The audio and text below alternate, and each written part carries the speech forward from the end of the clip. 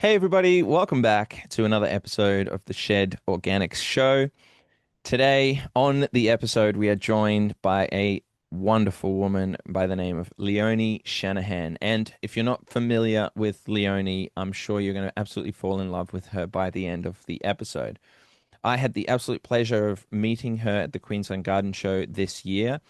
And I was struck immediately by not only her passion for what she's doing in terms of helping the kids with these community gardens and things in the school garden program, talking about the soil and cover crop and green manure and the health of our soil, which is something that we really connected on, as obviously that's something that I promote quite heavily, but also her struggle with Lyme disease. And now we touch on this a little bit today, um, briefly scratching the surface of such a deep topic.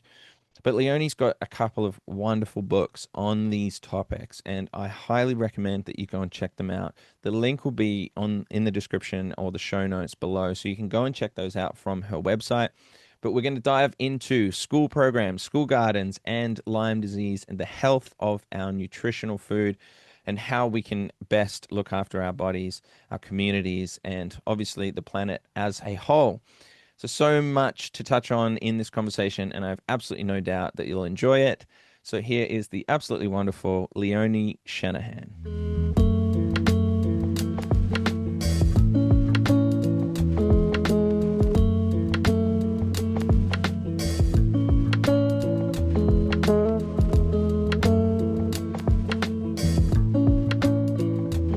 Do you mind running me through the initial concept of thinking about why? So why starting school garden programs? I mean, now it seems fairly obvious as to why we would, but Mm. what was that spark of interest that said, yeah, I'm gonna go on down this pathway? Well, at that stage, I had two daughters. One was 6 and one was 10. And I'd been doing a little bit of gardening at their very sad, well, they called it a permaculture garden, but it was really just sand and a few um, Right. plants on there. Anyway, so I'm having morning tea with my youngest daughter and her little friends, all these little 6-year-olds. Sweet. And they open their lunch boxes. And I'm like, No. oh my God. Like, where is the nutrition in these lunch boxes? Like, hmm some might have had fruit, but there'd be lots of color. We know hmm about the rainbow diet. Yeah, lots of color, but it's all artificial Yes. in in plastic. In So a bit of packets. microplastics to add to that as well. hmm I'm like, hey, I didn't want my kids to look like freaks with all their healthy food. It's like, where is the nutrition for these children to have their birthright of being healthy and their true potential to be unleashed because they're healthy? And, where's it going to be their brain capacity and, all those different umbrellas that came under health? hmm I thought, okay, you have studied permaculture, organics, horticulture. How about you do something about it? Do something with it. Because I started studying after um and this happens to a lot of women, they have their first baby and then go, actually, where am I heading with my life? hmm And that was one of those changes. I wanted to do something that made a difference. So I decided to study horticulture, thinking that I'd go and work in Cambodia. Oh And wow. and and because they had that generation that was wiped out of all the hmm farmers. So I Yes. thought, oh, I'll go over and I'll teach them. That was the thought. I've never even got there. But and I was the longest part-time horticulture student they ever had. Could only do one or two subjects at once. So going back to realizing that, okay, stop complaining and do something about it. So I went in, so that's about 2004, 2005. hmm So I went and looked at the current models that were successful. So I went down to Melbourne and looked at cultivating community. They were running good programs down there. And I went to Northey Street City Farm in Brisbane hmm and I went and spent the day with them visiting schools. And then I came home and I wrote my own 12-month program. Wow. And then and everything was to be about empowering them, not me just telling them what to do. Right. So, uh, and then, so obviously the universe went, love that idea. I'm gonna make sure it works. So I'd gone to this community, I don't know what it was now, but I remember saying in this group, oh, I want to start this school garden program. And this woman across the other side just puts her hand out and said, our school needs that. We'll make it happen. And Oh, that was at great. Palmwood State School. And they were amazing. Like we went to see the principal. She was, yep, we'll make it happen. We didn't get funding, but the school so believed in it. They said, no, we'll make it happen. And we just combed the shops, the local. It's a little town. It's grown a lot these days, but and businesses were fantastic in donating. And so Wonderful. anyway, so I went into this school and taught several classes. At that stage, I was focusing on year five and sixes, and I taught them about permaculture and Cool. design. And the idea was they came up with their own design because it's their school. It's not my school. It's Hmm. their school. Yeah. So, and of course, if I remember the first time I got up in front of them and I'm suddenly like, oh, oh, you've got 30 designs in front of you, and that's just one class. How are you going to do this? Anyway, Yeah. well, thankfully, my mind went very quickly, break them into groups, work out the main thing they liked. And so at the end of the day, with a little bit of persuasion and me coming up with the final design, every person in that school or the classes I had felt like it was their design. That's amazing. Yeah, so that they had ownership. So that was the first important thing. And then one of the most important days that the kids will always remember, there was two, there's that and there's Harvest Day, was the setup day Yeah. where and it's a shame they didn't record it on TV because they set up things they did. Ours was much better and was more real. So all the students came together and we asked parents to come and help. And That's that first amazing. school, being the first one's more memorable because it's just like, Yeah. um, we had 79 Wow. people turn up to help. That's And amazing. thank and thankfully I had the forethought to write up all the different steps on butcher's paper and have like step one, step two, step three, because we were doing herb spirals, we were doing no-dig gardens. Wow. I'd put the shape out earlier in the day, so the shape was there. Um, we had so many activities going at once, and so they'd come up and say, "Oh, we've just done this," and I go, "That group's just done what you're up to. Go and speak." And I was just doing this all day. Go and speak to them. Go and speak to that one. Do that. Do that. There's that list. And at the day it was done. That's It amazing. was, That's such a really cool thing to see your vision come together, but also having that oh, support of everybody, right? Bringing everyone together. And oh, there's already so many things I want to click on in terms of what you've spoken about. But one of them primarily being at the start there, you mentioned the nutritional quality, right, of the mm, food. So I'll just kind of catch up to through where we're at.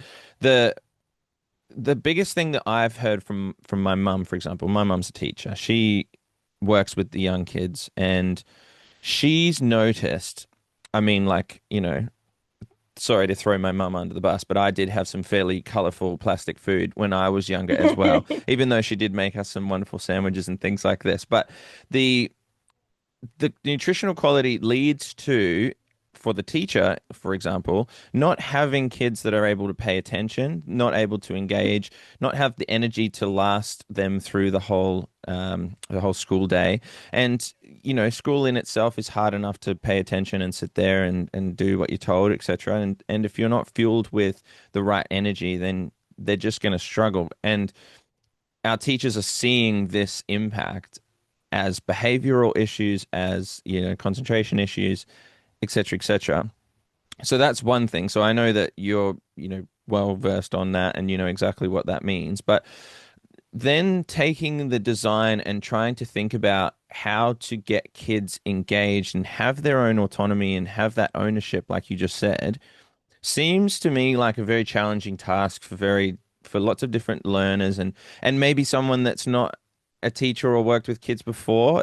Can you tell me about any of that experience in setting up that mm. program and getting them to be engaged and thinking about that coming from someone who might not have worked in schools or with kids. Mm. You did have daughters, but And I wasn't a teacher.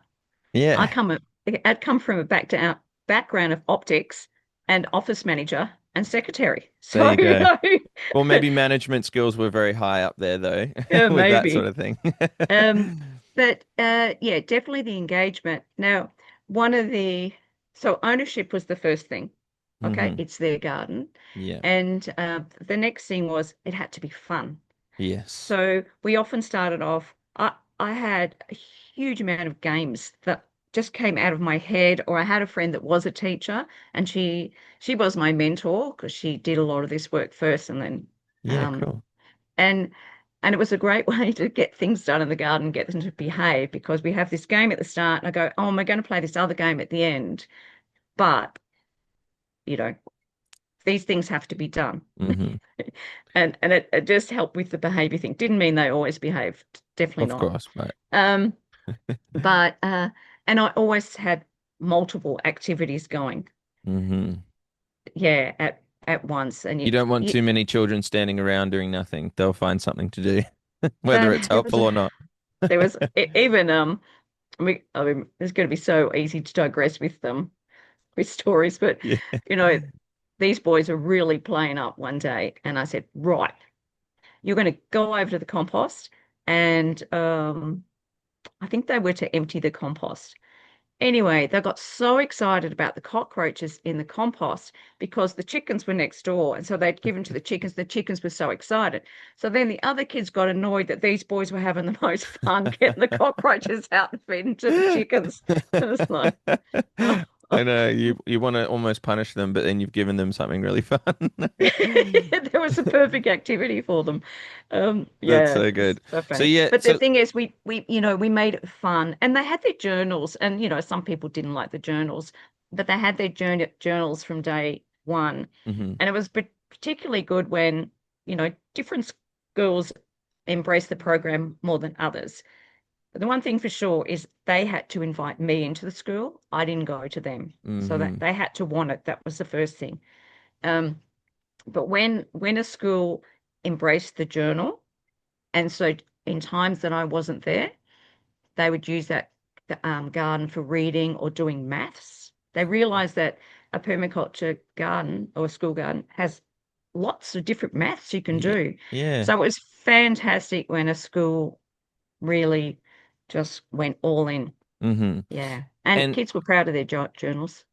I'm sure they were because that, like, how much of that was in your forethought in setting up that 12-month program? Because yes, there's an element of writing the content, for example, like designs, thinking about, okay, how am I going to teach these kids and what elements do I need to teach them? But Mm. are you thinking about those other aspects that, when you come into a school, they become very real, or is it you're sort of thinking on your feet the first few times and then you can implement some of those moving forward?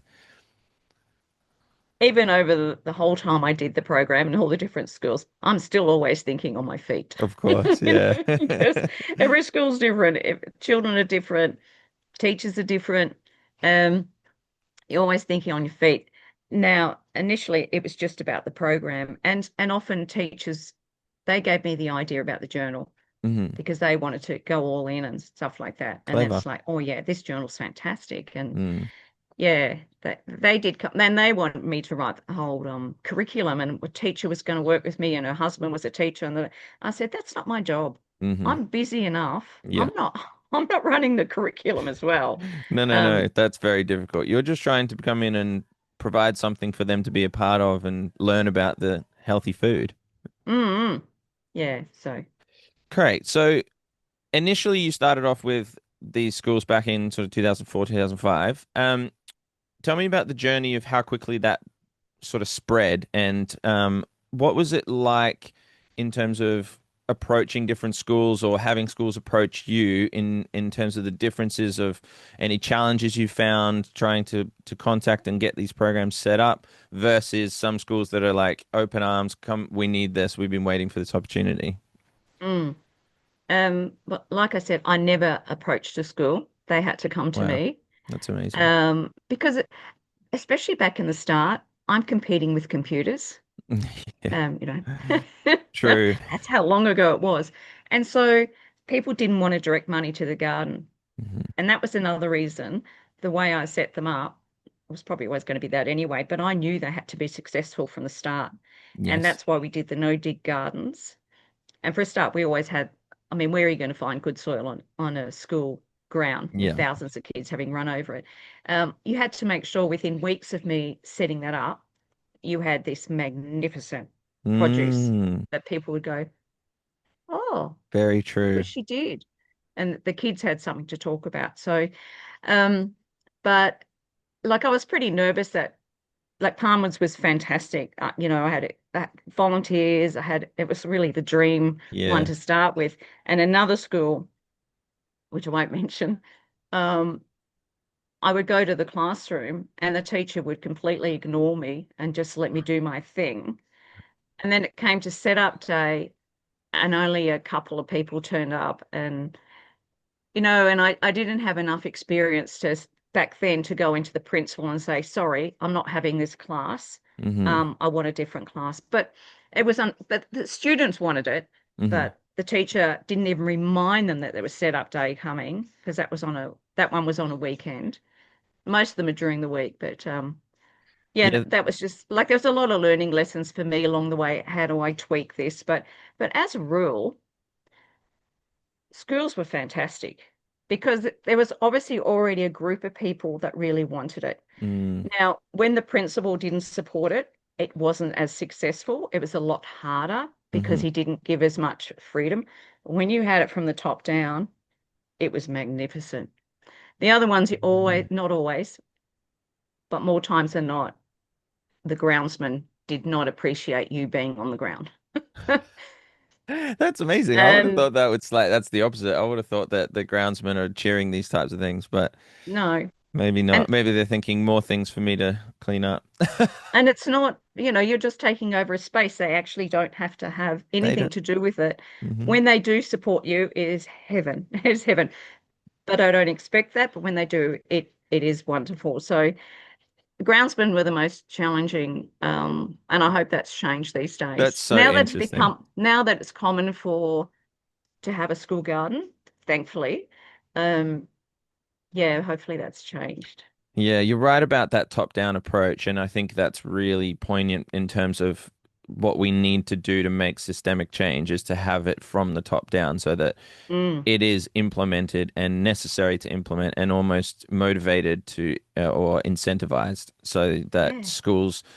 the school itself, not necessarily just the kids and the families, like the school itself wants to do it because there's an incentive to put that in the school and include it in the curriculum and all these types of things. Mm, um One question I did have about that setting up the garden, I found it very interesting that you said you needed to have it productive and have some results to show for yourself. And I think that's quite a common pressure that's put on gardeners, landscapers, all these people that are setting something true. up. And I've had conversations with various different people in residential areas that have had landscape done or landscaping and gardens done, and they will sort of come in and say, "This is what." This is what the space is, and the client will give them, I want this, and they'll sort of come in and go, okay, put it all in and just leave and never come back. And that obviously, if you're just listening to what the client wants, they don't have an understanding of how the soil and the environment works, and they're just kind of doing what they've been told to do, but not thinking about the longevity, not thinking about how this is going to look in 2 years, how the maintenance is going to be, how the water flow is going to be, etc., etc. So for you coming in and really wanting to make this impact and showing kids, hey, look, we can actually have something and get them excited, and then they go and reinforce that by telling everybody and saying, look what we can do. How did you manage that? What was all the thinking in terms of, I know there's a lot of individual circumstances for schools, but can you give me anything on that initial setup and what were the crucial things that helped it become successful for those kids early on? Well, it was new. You know what? A lot of kids crave being outside, Yeah, yeah, true. doing something outside. Uh, I think that it was just different. And see, a Hmm. lot of kids, even up, I'm on the Sunshine Coast in Queensland. Even a lot of kids don't have backyards, Right. you know, Mm. because they're building more and more houses, especially in the last 5 years. They're really stacking them together, and there's no backyard oil. Yeah. Um, so run that question by me again. That's okay. What I'm kind of looking for is what How was did it it work? what was it that you set up in the garden? So, for example, you get to a school, they've got an area that they're going to use Mm. for this garden, and you're looking at it first and foremost. Are you then having to go and, like you said, bring soil in, Oh, set up yeah. garden beds, planting things and fertilizing and clearing and all of this? What are the things that were the number Okay. one, two, three that you were tackling? All right. So first we found the site that we were could use. So we had to make sure that it was an appropriate site. You know, if that was an area where kids played all the time, well, it's not fair that we take that away. So we had to True. find a space where it wasn't being used a lot, and also a space that the school wasn't likely to take back again. Hmm. I just didn't take into That's consideration that Julia Gillard years further on would give all this money for halls. So where do you think they put most of them? right Ah, on the garden. gardens. Yeah. Um, so and yes, we had to definitely bring in lots of bags of compost and worm castings and loosen Yep. hay and maybe rocks, and um I still wanted to make them feel like the kids were part of it. So I'd say to them, anything you can bring from home or something, even if it's just one rock, just bring Yeah. that rock in, because we try to recycle as much as possible. And if we could try and keep it local as much as possible. So, yeah, try to keep that empowering. What can we recycle? Like get the bath for the worm farm, and Yes. what can we use that's still in the safety, safe to Mhm. use and things like that. So, yeah, we bought a lot in, and it all happened on one day. And Wow. And then that's um, where all these volunteers come in and the community who are donating things. I really love how you keep bringing it back to empowering the kids and giving oh them yeah, their input because I feel like that would be one of the keystones to making it successful. Because if you didn't, if you kind of came in and sort of went, hey, like, this is my idea, this is what would work, and pushed it on them, mm, that you'd get a yeah, lot of resistance. yeah. Well, it's boring, isn't it? Yeah, Yeah. Yeah. You want you it to know. be part of your idea. Yeah, yeah, yeah. And just imagine that you've turned up to school for this setup day. Like, yeah, this girl that's turned up has shown you that, yeah, yeah, this is what we're going to be doing. What does that mean? And then suddenly you're starting to see it happening, and like the kids are all doing it. They're carrying the rocks for the herb spiral, and they're doing all this thing, and they're watching it happen and evolve, and they can muck around on that day. And I've got this great picture of this kid because we're laying down the newspaper, we've wet it in molasses and water, laying it Yeah. down to suppress the weeds. And the kids picked up one of the newspapers and started reading it. And it's so funny. It was like, well, that's what you want to do right now. You can. That's it. That's working with kids, isn't it? It's the unpredictability. Yeah, yeah, yeah. So, and that's only the first few weeks we've got up to that stage. We've still got this whole 12-month program where they're learning everything. That's so true. Okay, so then in that 12-month program, what are some of the things that you're touching on with the kids? Like what in terms of topics? You mentioned like a Mm. worm farm and working with that sort of thing and composting and what's the 12 months look like once you've put that garden in? Mm. So we have to let it rest for a couple of weeks because Yes. it's hot after Hmm. setting up the no dig garden. But then they're learning about, okay, what are we going to plant? What's in season? What's the seasons for planting? How are we going to plant these seeds? Which ones are going to go in direct? Which ones are we going to um, pre-soak Hmm. first, and why do we pre-soak it, and how big's that plant going to grow? The seed's only this big, but the plant gets bigger than that. How Yeah. big's the zucchini going to grow? What's the space going to look like? And so they start to work out, well, what do they want to eat? How long is that going to take to grow? And you know, Wow. and it's very hard for them to gauge that an apple tree. Not that we'd grow apples, well, you could, but um, you know, is this Yeah. big thing. It just doesn't It's grow straight away. And it takes time. so yeah, there's all of that, and what's the best food for us to grow? What would the tuck shop like? Mm. But that's more further down the track when we start getting a lot of food. Yeah. Um, just every single subject, then you're going on to seed saving further on down the track and That's brilliant. How old are these kids? Just curious. oh, preferably not prep. Yeah. Initially, it was for year five and sixes, Right. but depending on how big the school was, whether you did the whole school, if it's Mm. just a little school or a bigger school, you try to do that. But at at Our Lady of the Rosary in Caloundra, it started off small. I just had probably just the bigger classes, um, but they didn't let me go. So I'm still there after 5 years, and they Wow. got roughly 500 children. Actually, to go back to we talked about how I got the programs up and going. Yes. It was the parents and a couple of teachers that really wanted that program. So I had a Oh. meeting with them all, and I have a meeting with them beforehand to let them know these are your responsibilities. It's not just me. Mm. I start to lay down the ground rules because I want successful projects. Yeah. My And you name's need against help. these. You need Yeah, help. yeah, Yeah. yeah. Anyway, after the first year, I'm in the staff room, and he comes up and starts massaging me, and he goes, "I need to apologize to you." I go, "Why? What happened?" He goes, "I never thought this program would be successful. I wasn't keen for it." He said, "You have changed this community. You have brought Oh. them together. The kids love it. The whole school loves it. So I want to thank you." Like, Oh, that's beautiful. that was so nice. It's like, should Yeah. probably write it down. And yeah, so that's That's really like gorgeous. the kids like just run. And I'll tell you about the harvest day. I'll Oh, particularly tell you yeah. about Our Lady of the Rosary, because by this stage, coming up to my fifth harvest day, the principal goes, "Oh, the whole school wants to be involved." I'm like, "Our garden's not that big." He says, "I know, but they all want to be involved. They don't want to look out the window and watch everyone else having fun."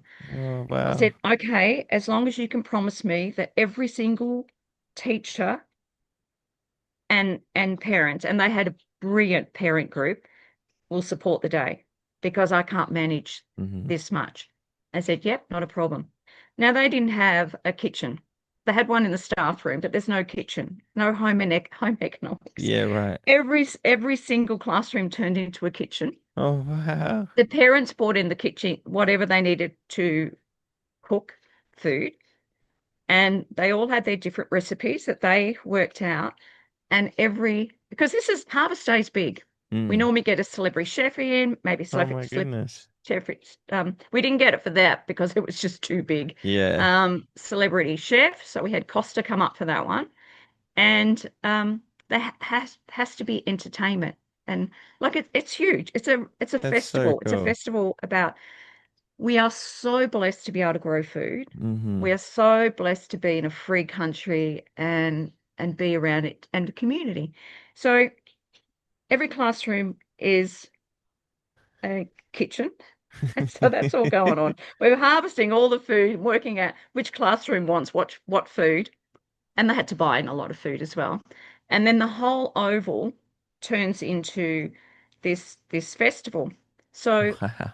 um on so I'm up the top looking down as I keep running up to check up how everything's cooking. Running down there, they've got a maypole dance going. Then then they've got a harvest dance going, and they've made up a harvest song as well. Wow. They've got a tractor. Most of these kids haven't seen a tractor. Mm. I wouldn't have even thought of that because I grew up in the country. Yeah. And they've got the baby farm animals as well. And then they've got the thong we wear on our feet. Yeah. They had thong throwing competition. They had pumpkin rolling competition. Oh my goodness. Um, and no disposables. I'm Mm. very strict on no disposables. And so I said to the teachers, "Okay, well, my harvest kit is not got enough forks for 500 children. So Mm-hmm. you have to all go out. We're going to see who can get the cheapest forks. It's just made it a competition, you know, who could get like two for 5 cents or That's great. and we ate off arrowroot leaves and mulberry leaves because it was the end of the year, so they were big. And then they went to the chooks and the goats. Oh, They had Leonie, that's great. And this school's got next to no space. And the principal, who's getting right into all this, then, then has goats in the school. It's like, where are you going to put the goats? Anyway, and oh, we played Master Chef. So Costa, myself, and the principal, we were the Master Chef judges. Judges, And brilliant. that was just cruel for the children because they just wanted to eat. Yeah. You know? They want to watch you taste it and they They go, didn't want, oh. they weren't interested in us trying the food. And then so all the tables were set up like a big flower. And then every classroom would come down and they'd have a plate for each table. So every table had every single classroom's food on it. And I remember one parent standing beside me going, my child won't eat that. I go, you watch. Wait, yeah. You watch. And they did. And it was just a brilliant day. It was just, and I That's remember standing up the top and went, this school has got it. Like, this is the community, like the community, the environment, the food, the nutrition, the joy. And it's just like, and and we'll talk about this later, but I didn't realize at that moment that that would be my last harvest day. And I was just like up there going, perfect. This is mm, finally, after all these years, this is exactly what I've been trying to say to everyone. that's such a So, beautiful story. I oh, I feel very heartwarmed by that because for for one, I mean, it takes somebody special like yourself to have this initial spark of inspiration and dedication to make it happen, right? But then yeah. the ability to awaken that in all of these other people and to have them then reciprocate that same level of passion and enthusiasm and kind of run with it and to seeing that must have been a real kind of goosebumps moment looking at it and Mm. just going, wow, this is really special to see. Oh, Yeah. absolutely. And look, and I had loads of special moments, and I still get them. Yeah. I was at the Conscious Life Festival earlier this year, and I'm just standing waiting to talk to a friend who's got a stall. And being a Conscious Life Festival, we all chat to each other. So this Yes. lady starts talking to me, and she says, she's from Caloundra. I said, I used to work in a school in Caloundra. She goes, what did you do there? I said, oh, I used to do school gardens. And she just stared at me. She goes, which one? And I said, A Lady of the Rosary. And she started crying and she just hugged me and she said, you saved my son. And of course, my mind's going, what accidents happened at Yeah. school? I'm like, I've only had one with some boys who are a bit naughty at a different school. And my mind's just racing, going, what happened? What happened? Yeah. And she goes, because of you, my son, who be an adult now, he suffers terribly from depression and he knows to go out in the garden. And Wow. I don't teach that. Not to school children. I do to adults, but not to school children. And I'm just like, oh, That's wow. incredible. And all those years later, I suppose too, to Yeah, they were primary school wow, when Leonie. That's so yeah, special.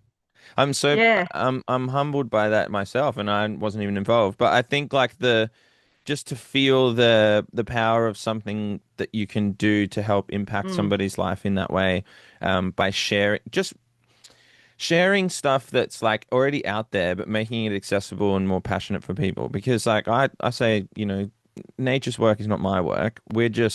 I'm observing, learning, and mm. then trying to repackage and help you get inspired and motivated from it as well. But then you're just shining the light on it in a different perspective that helps them understand it and make something click for them that obviously then can go and change their life. Um, that's so special. That's very, very special. That Hey guys, really quickly, jumping in, I just want to remind you if you are not subscribed to this show, that is the number one thing that you can do to show me your support. So if you're finding value from this conversation and you're deeply engaged, I would love you to hit the follow or subscribe button. All right, back to the show. oh, Can can we talk about then after successful, whoa, what, 7, 8 years maybe of school gardens and things? You About then 11. you then ran into one of your biggest challenges. So Mm. something that I'm relatively new to. I know only a couple of people that are in the same boat. Can you share with us a little bit about your journey finding out about Lymes, but then also what it is and what we can do in terms of management and recognition of this type of disease, and then Mm. spread a little bit of awareness. So I know there's a lot to unpack with this, but Mm. go for it. Yeah, so in 2013, I suddenly got sick and it was sudden. And and God God bless Our Lady of the Rosary School because I spoke to one of the teachers, said, "Oh, I can't do it anymore." I said, I have no energy. I said, I have a sleep when I get to school before I get out of the car. I said, Wow. I just can't function. I just she's going, oh, we'll make it easy because I didn't want to let me go. We'll make it Mm. easy. So I just had to stop all my work with school gardens. And so the doctors were just because back at least back then, just doctors didn't know what Lyme was, or they weren't allowed to recognize it. They weren't allowed to treat you. Um, Weren't allowed to? they weren't they weren't no, sorry, hang on, I've got that wrong. They they There was no they weren't they standardized weren't allowed way. to know about it. They weren't allowed to know about it. They had Oh, to like, no, no, nothing, no, nothing, no, nothing. And so most of them did know nothing. So for the first 2 years, they're just saying, oh, you've got chronic fatigue. And yeah, sure did have chronic fatigue because I was in bed most of the time. And then luckily I've been going to this amazing kinesiologist who is saying chronic fatigue as well. And then one day he goes, there's got to be something else because you are doing everything possible mm. naturally Mm-hmm. and you're just getting sicker and sicker and sicker.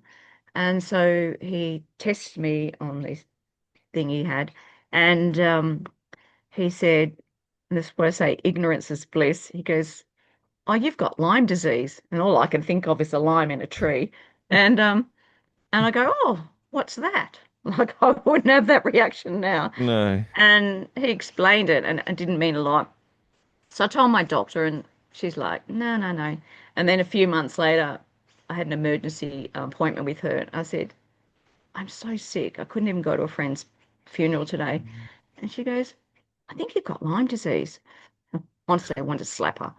Um, and then she gives me a book that she's got and said, look at that and tell me if there's anything in there, the symptoms. Yes, yes, yes, yes, yes, yes, yes, yes. And now I think, how could you not have known I didn't have it? Because besides the chronic fatigue, it felt like I had thousands of bugs crawling under my skin. And Mm-hmm. so I'd be punching myself all the time. One of Yeah. many, many things. So you can get one test for one. Lyme's up here. So sorry, I'll backtrack a bit. That's okay. I got mine from a tick bite. That's where most people get it from ticks. I'd had that bite 10, 12 years previously. But because I'd Really? always been healthy and had a strong immunity, it couldn't get me, but it still sits there waiting. Goodness. And I went through a whole lot of stress all at once, Mm-hmm. different things, and it went in. It's like, quick, quick, quick, quick, get her. Where's everyone want to Wow. go? And that's what Wow. happens. That's why Lyme is so hard to treat because so Lyme's up here, but then it pumps in all these co-infections, and they're the ones that make you really sick. And Gotcha. everyone has different ones. So Mm. in Australia, we can only be tested for rickettsia. So I had that tested, and the doctor goes, "Oh, no wonder you're sick. You've got 5 different types of rickettsia."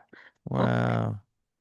And then we sent my blood to America, which I don't recommend people do now because there's I would recommend you go to a bioresonance person where they have Mm-hmm. the programs and they pick up the frequency of the tick and can much more efficient. Yeah. So I paid nearly 2 grand to send my blood to America to get tested. And they don't even necessarily hang out in the blood, sort of a bit of a slide to go to the next place Mm-hmm. in your body. But it came back with multiple. positives and seeing it's hard to get Gosh. positive. It wasn't what you wanted to get. No. So then became the journey of you really are on your own to Hmm. work it out because the doctor is stuck in a medical system. That is an old tick bite. So if I just got that bite, go straight on antibiotics. If you get a rash or a rash Hmm. is only for Lyme people. Hmm. So 28% people get that. Yep, that's definitely Lyme. Or if you get, and I won't go into all the different symptoms, Yeah, but if that's suddenly okay. you're feeling weird after a tick bite, just go straight on the antibiotics because it's not worth the risk Mm-mm. of being sick for years. So then I was on that journey I had to make because I was still really sick at that stage. So I had to make that decision. Do I give up or do I keep going? Mm. So, oh, it's still so fresh. Oh, Leonie, I Um, know it's such a. I really appreciate you opening this up for us because your oh, book it's is your so book hard. as well. Your book as well. I think people should go and check out because it does go into this in a little bit more detail. Yeah. But I'm so appreciative of you for. There you go. Look, sorry, I didn't even do that. There it is. Um, Lyme sucks, and it no, very much does. I'll let you keep going, but I just yeah, want to know I appreciate you going into this. This is very, very important for so many people. So yeah. thank you. And it is. So I decided to make it a project. It's like, okay, you're good at projects, just make it a project. Don't look at it as an illness, Yeah. just make it a project. So, and it's like try and make connections with people overseas because they're treating them everywhere else in the world. It's just Australia has this like, no, no, no, no, no, they're not here, but they Right. are. Hmm. There's roughly, and how could we get the real numbers? But there's roughly 24,000 people with Lyme's disease here. Gosh. And, and now it's even worse because now doctors are not allowed to treat you and they can be struck off for treating you. So, I feel like that could be a whole different conversation, but that oh, yeah, doesn't yeah, make me don't go very down happy. that rabbit No. hole. That's a big, that just shows yeah, Yeah. things Yeah, aren't exactly. natural. Um, yeah, so I, I happened to bump into some girls I knew separately, and they had Lyme disease as well.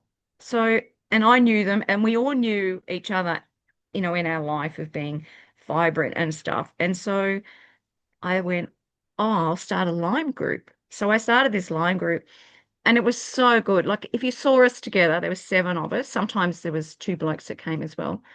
Um, we just look like because you don't really look sick unless No. people really know you. Hmm. Um, we just looked like a bunch of women all grouped together, just, sitting around, just drinking, tea all day. But we knew who was really struggling. And Hmm. the beauty of this group was a couple of them were brilliant researchers. Me, I just throw myself into everything. Like, Yeah. oh, I've Yeah. heard this is good. I just go into it. Wasn't always a good idea. But You got to try. yeah, well, I was so desperate to get well. Yeah. You know, I'd gone from I had edible school gardens, so I probably had three schools going at once then. I was president of Permaculture Noosa. I was running kids around, Yeah. my kids, Yeah. and I had my property.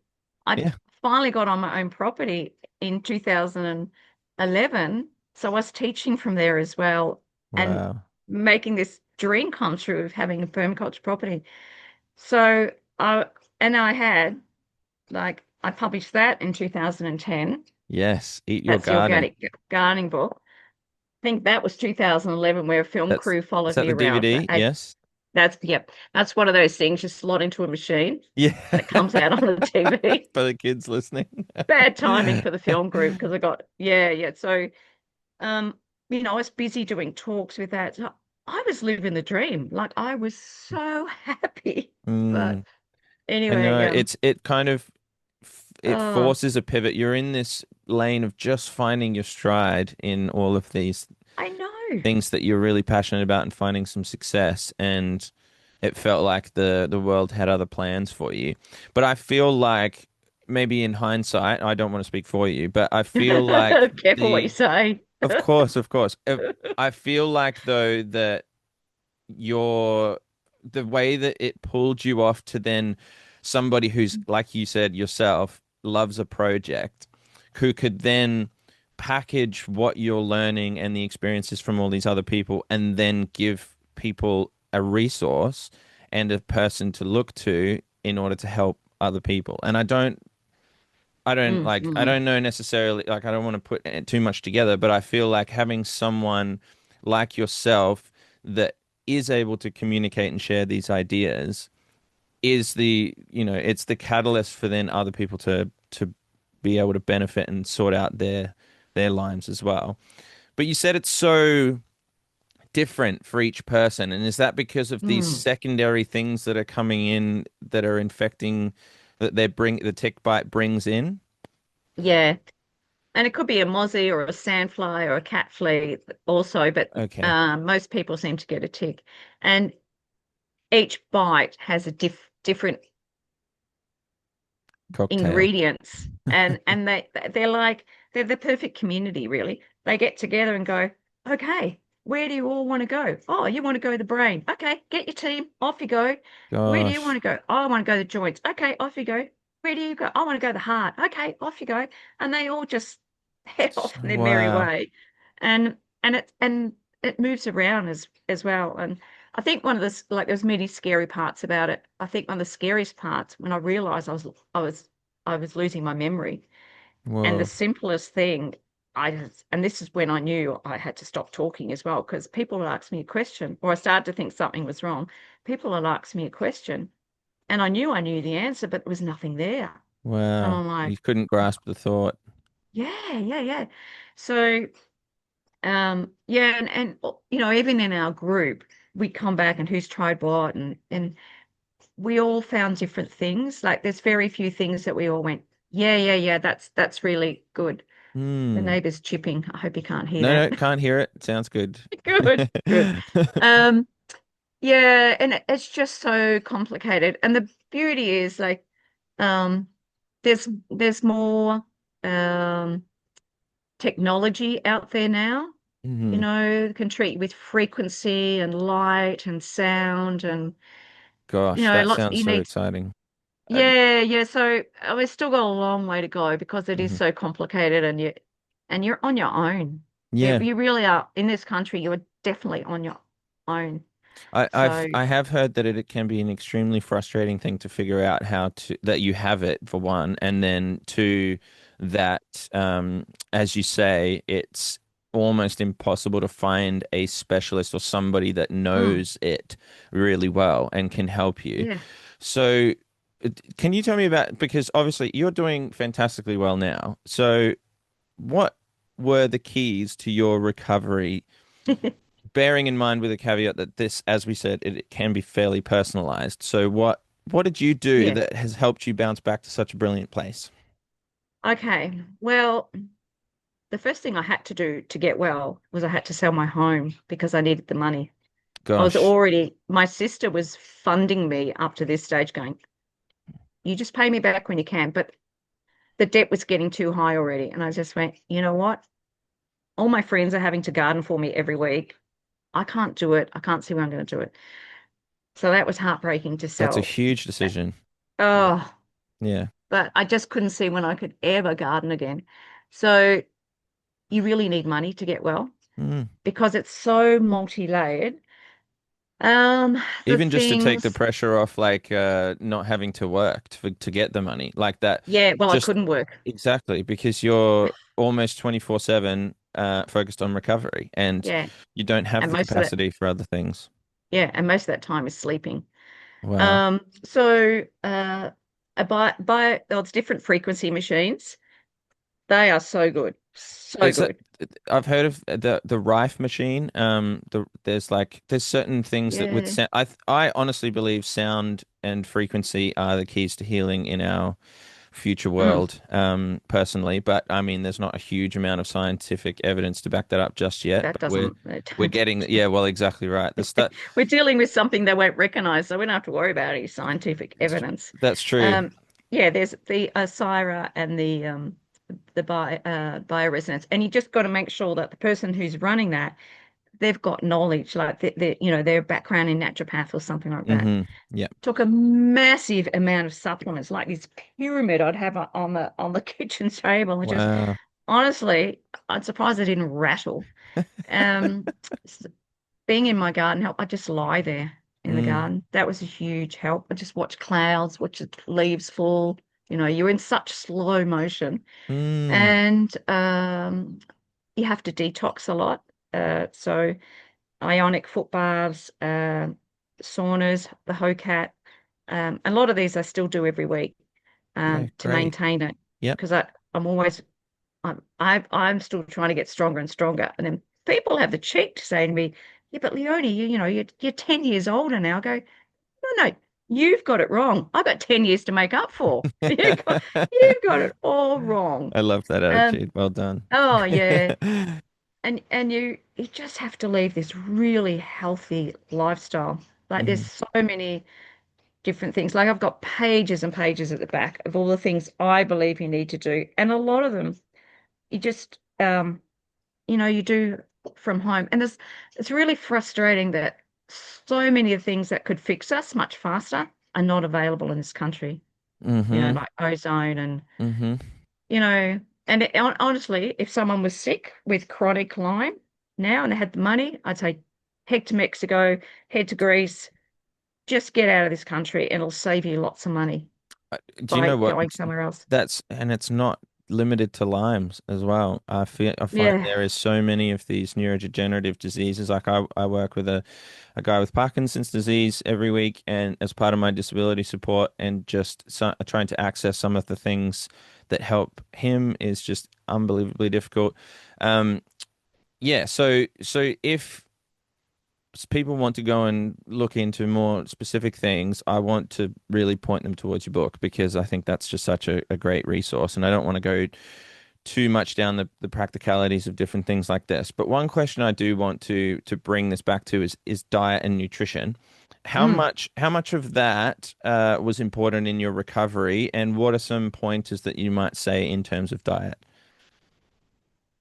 Absolutely non-negotiable. Hmm. And actually you become so sensitive to so much food. It actually became really frustrating for me for food that I saw as healthy, but my body now goes nah, nah, nah. Wow. And the medical people say, no, you can't eat all those, you can't eat tomatoes anymore, or any of that family. You can't have that, and you Hmm. can't have this. And it was someone who likes a lot of color on their plate, and Very especially, restrictive. cherry tomatoes, you're like, Yeah. sweet. Um, so it actually it food became so hard because what I knew of going out every day and picking so much variety and eating fresh. Well, I still ate fresh, but no matter where I am, I'll find fresh. But it has to be organic. It's non-negotiable. We can't have any more glyphosate in Yeah. our body that already is. So I just had to. At one stage, I was so restricted. They were taking so much out of my diet. I actually got too scared to eat Yeah. and I Mm. got so thin. Wow. Obviously, that's changed. And I actually went off and I went, I need someone to care for me. I got to a stage now where I'm actually too scared to do stuff. So I went off to the Hare Krishnas. Yeah, wow.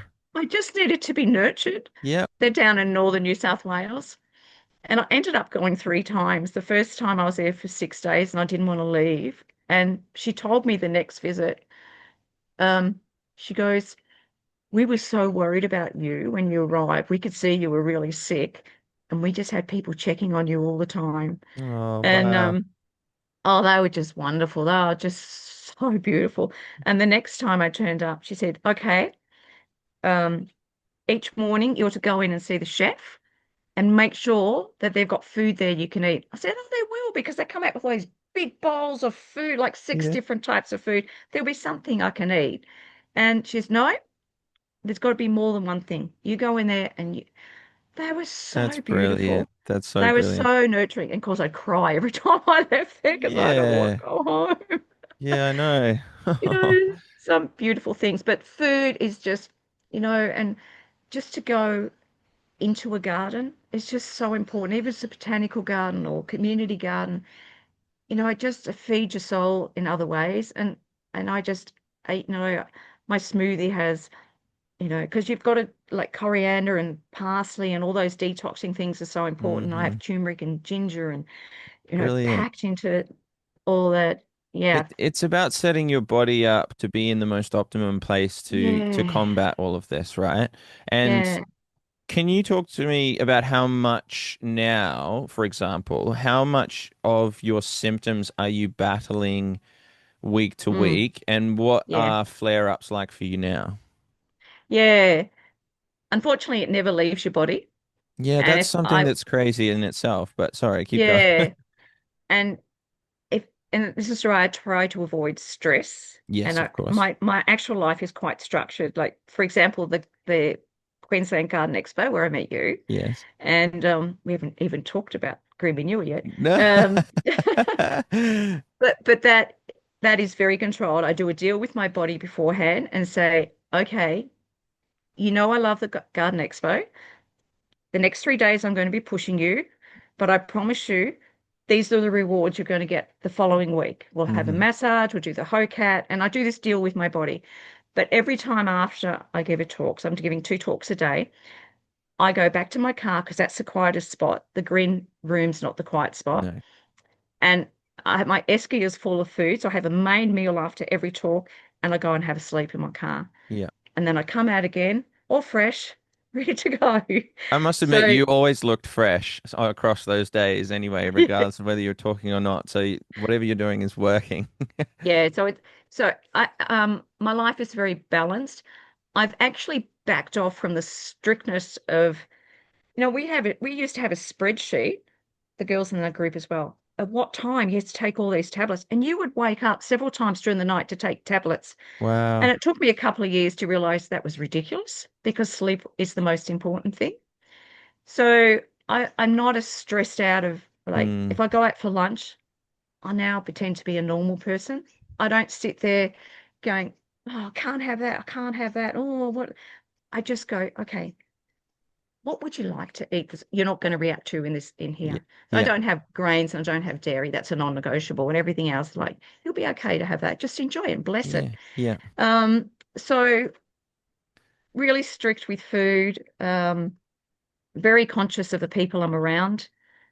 You know, Hmm. can't have negative people and the Hmm. conversations. Um, I need my quiet time. I need um like every now and again I know when my body needs another IV. Yeah. I used to get them every, at least I don't get them every week anymore. Yeah. Wow.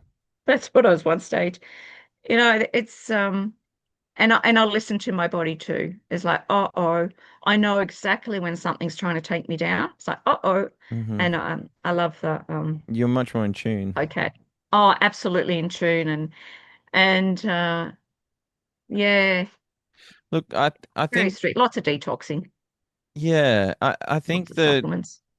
how you phrase the garden show where you're making a deal with your body, Mm, you're working together with your body's capacity mm, and being aware of it, which I think so many of us, obviously, like not dealing with something like Lyme's, but so many of us in our everyday lives are so out of tune and out of touch with how our body feels and what certain things putting in has a reaction to feel. And it takes something, unfortunately, like a disease of some kind to exacerbate symptoms when you have things that are out of line with what your body needs and wants.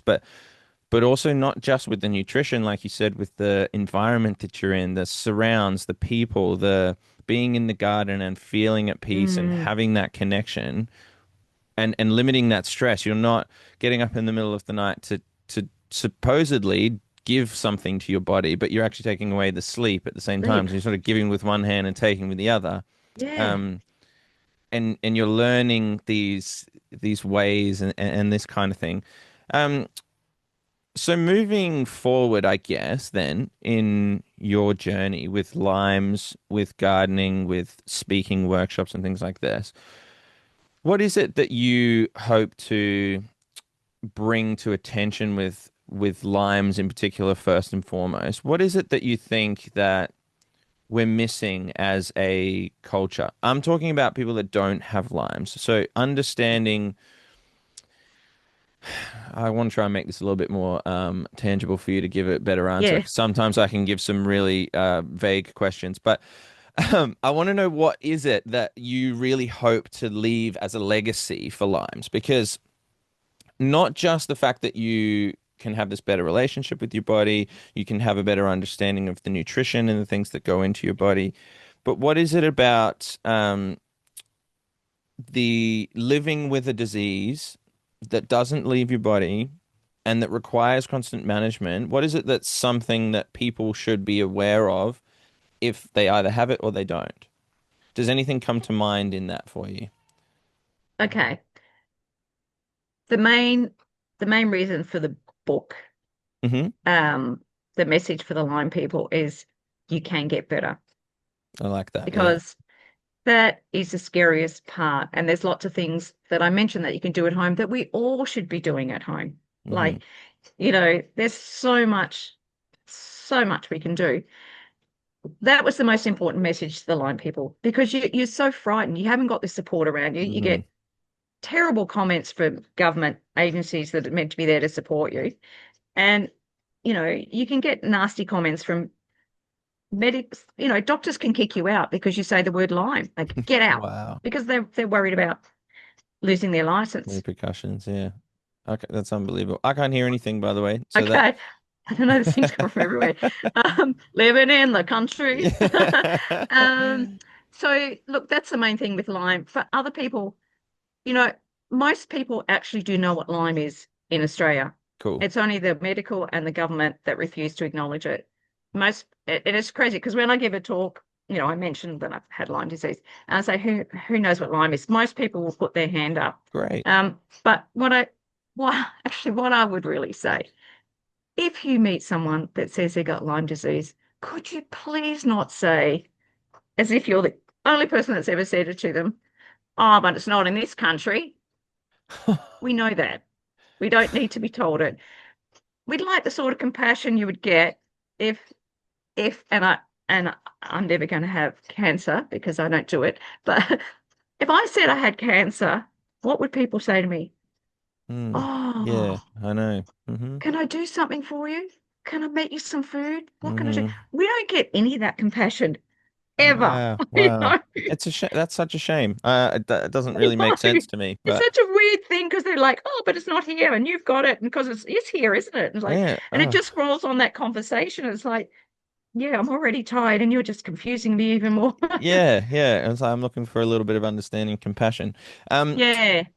Look, Leonie, let's finish with something that's exciting for you. What's on the top of your mind at the moment that's exciting you in terms of any kind of topic to what to do with gardening, permaculture? What's at the forefront of your mind now that you're interested or passionate about?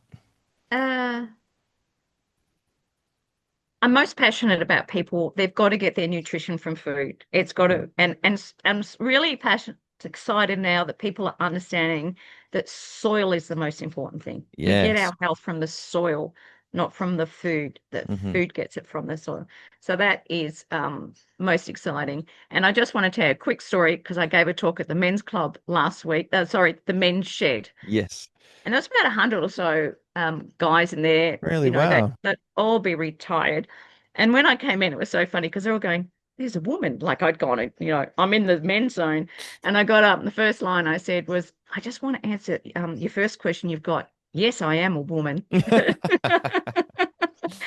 But here was this, they were active minds in Yeah. these retired bodies, and they were doing so much. They had gardens there. They were Wow. producing some food to go to Urban Angels, which cook up food to give to um, families that can't afford food, that are living rough or not even got it. Like so many Yeah. people up here haven't got a roof over their head and they're living in their cars. It's appalling. It And is. anyway, it just felt so good because then you've got teens take control. You've got Danny out there on a Hmm. farm with all these teenagers. They don't fit in school, but my goodness, do they fit into the farm? And they're Yeah. producing huge amount of food for Urban Angels once again. So here's this little trio that I've got to meet all of them, and it just makes my heart sing. You Yeah. know, Oh, there's that's people doing amazing things. The government's not looking after all these people that are living rough, but here's all these people, and it's and it's good food. Mm. It's not 2-minute noodles they're giving them. It's It's food with nutrition. that's grown with care and all sorts, isn't it? Yeah. We've got to go back to community. It's so important more than ever. We've got to go back to community. And the men's shed at Maroochydore, they look out for each other. If someone hasn't turned up for 3 meetings, which is 3 weeks, they ring them. If they don't answer, they go around and see if they're okay. And Wow. if, say, a spouse dies or something, they are constantly making sure that person's all right. I love that. I love that. They was It was just brilliant. And we all need to do that. Look out for each other, and you never know what anyone is going through. It's very true. It's a very Yeah.